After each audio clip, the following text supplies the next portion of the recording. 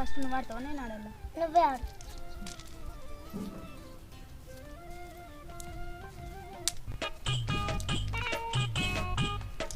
అక్క అవుటు. సరే బుజ్జమ్మ నువ్వే ఆడు.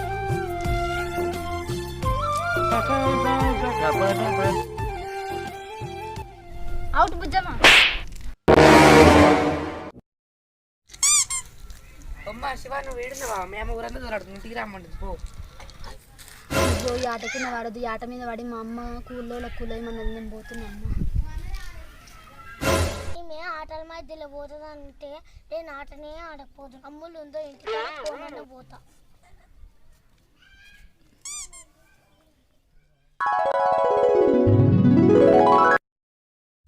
ప్రసాద్ వాళ్ళ ఇంటికి పోవాలా బబ్లోళ్ళ ఇంటికి పోవాలా? ప్రసాద్ ఏ తాళాలు ఉండో ఏమో, బబ్లోళ్ళ ఇంటికి అయితే పోతా.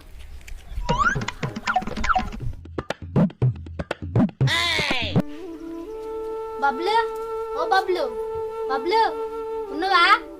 పొరడు ఏంది వాళ్ళకనే వాళ్ళకలేడు, ఉన్నాడా లేదా? బబ్లు ఇంట్లోనే ఉన్నావా? అంటలేము 2 రోజుల నుంచి సర్జరీ మూకొస్తుంది, పోతుంది. నా సంగతి వదిలే కానీ నువ్వు ఎప్పుడు వచ్చినావు? అప్పటి కూలి ఇచ్చేది ఉండే కదా, అందుకని వచ్చి. అప్పటికి ఎప్పుడు ఇస్తున్నావా? అప్పుడు లేకుండే అందుకని పోవచ్చు. ఈ పైసలు అయితే తీసుకొని ఫస్ట్ హాస్పిటల్కి అయితే పో. అబ్బాయి వాచ్ ఎక్కడ ఇంత బాగుంది. మా అమ్మాయి ఎప్పుడు ఉన్నదేమో నాకు నేను ఆడేది, అందుకే నేను నిన్ను పెట్టుకుంటాను. వెంకట్కి నీయాసంటే వాడు ఏముంది పూరంతా నాదే అన్నాడంట. అబ్బా ఈ పైసలతో నేను చేయాలి, ఫస్ట్ జ్వరం అయితే తక్కువ అని. ఓ బసవన్న ఇంటికానే ఉన్నావా? ఉన్నా ఇంటికానే, రారా. రావాలంటే భయం అవుతుంది, రావాలి. అన్న ఇవాళ పైసలా ఎక్కడివి? పోయినసారి వరాలు నీకు వచ్చినావు, ఆ పైసలు అన్న. అప్పుడు పైసలు ఇప్పుడు ఇస్తున్నావా? తెలుసుగా అన్న, రైతుల కష్టం. పంట పండించిన లాభం లేదు, పండియకున్నా లాభం లేదు. రైతు తన కాలం మీద ఎప్పుడు నిలబడి అమ్ముకుంటాడో అప్పుడే రైతు రాజు అవుతాడు. ఏదన్నా కనబడతలేదు. మొన్న చచ్చిపోయిందిరా. ఎట్లా చచ్చిపోయిందన్న? ఏమోరా, ఈ చేను వేస్తే తెల్లారే చచ్చిపోయింది. ప్రపంచం మీద దేవుడు నలుగురిని ఉట్టి వాళ్ళిద్దరిని చంపుతున్నాను. వాళ్ళ ఈ కుక్క ఎంత అన్న? అయినా కుక్క కింద విశ్వాసం మంచుకుంటే బాగుంది కదరా. అవునా? సరే పోతున్నా, ఏం బాధపడక, నా కుక్క చచ్చిపోయింది. చేను వేస్తే కుక్క చచ్చిపోవడం ఏంది? అసలు ఏంది అర్థమైతే లేదు నాకు. అసలు ఏంది అర్థమై కొంచెం అనుకున్నాను వాళ్ళకి.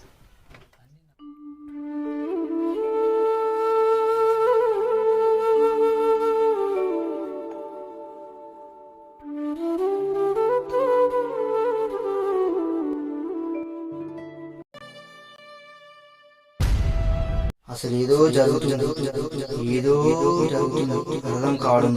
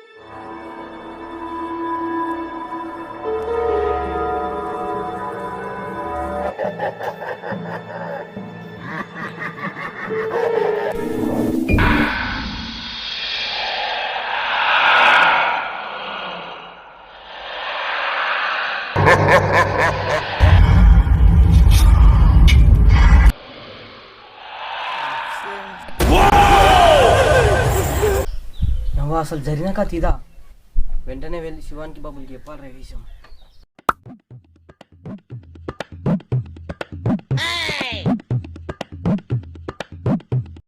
అవునక్క, రాధం కూతురు సీరియల్, అక్షర సీరియల్ బాగా.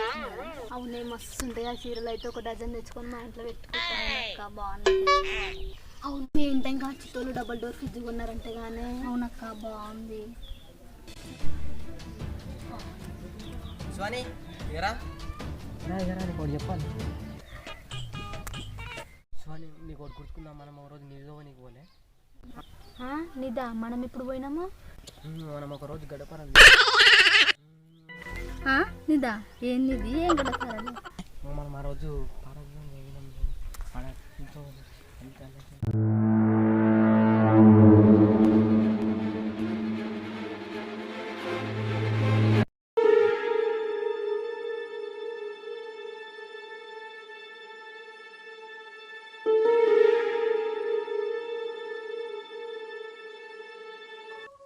అవునన్నా, ఎప్పుడైతే ఆ వాచ్ ఆ కుక్క చెని తీసుకున్నాం అనుకో, ఆ వాచ్ పెట్టుకున్నందుకు బబ్బుకి జ్వరం వచ్చింది, నీ కుక్క చచ్చిపోయిందన్నా. ఈ తొందరగా పోయి అది ఏ ప్లేస్ని పడేసొద్దాం పారా.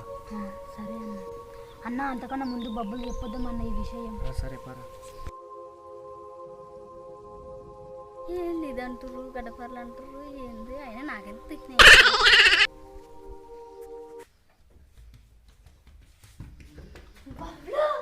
ఏమైందా గిద్ద దమ్ము పట్టి వచ్చిర్రు? నీదా మీయేమట మన ముగ్గురం నిధునికి ఎప్పుడు పోయినామనా?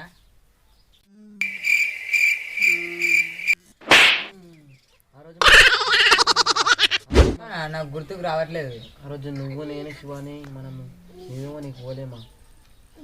ఆ రోజు మనం నా రబ్బలగుట్ట పోయినాం, నిజమే అన్న. అందుకే అన్న ఆ వాచ్ పెట్టుకున్నప్పటి నుంచే నాకు జ్వరం స్టార్ట్ అయింది. ఆ కుక్క చేను నా కుక్క వేసినప్పుడు తెల్లారే మా కుక్క చచ్చిపోయింది. అన్న ఇప్పుడు మనము రబ్బలగుట్ట పోయి 7 వస్తువులు అన్నీ వేసొద్దామన్నా.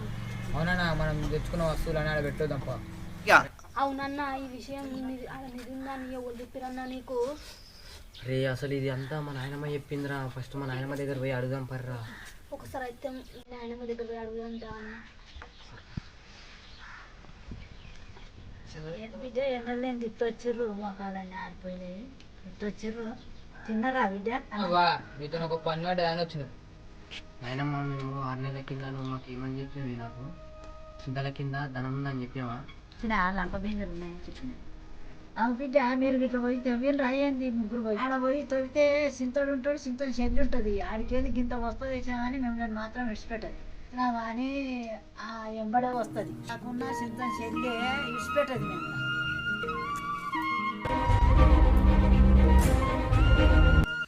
నాయనమ్మ నాయనమ్మ మేము ముగ్గురము ఆ రాత్రి లేచిపోయి తోటకు పోయినామే. 2 వస్తువులు దొరికినాయి. ఒకటి కుక్క చేను, ఒక వాచ్ దొరికినాయి. అవి తెచ్చినప్పటి నుంచి మా ప్రాణాలు మొత్తం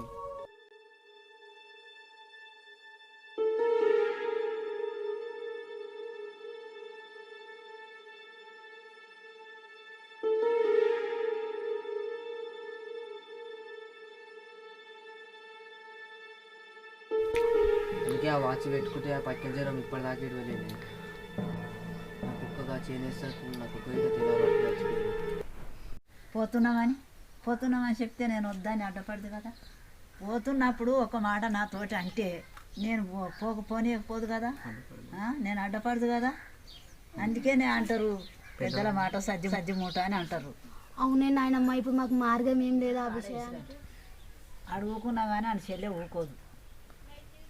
చింతం చెల్లె ఊకోదు. ఏడున్నా కానీ మీరు ఏడికెళ్ళి తీసిండ్రో ఆ వస్తువులు ఏమేమి తెచ్చిండ్రో ఆన్నే వేసిరండి. ఏడ తెచ్చిండ్రో ఆన్నే వేసిరండి.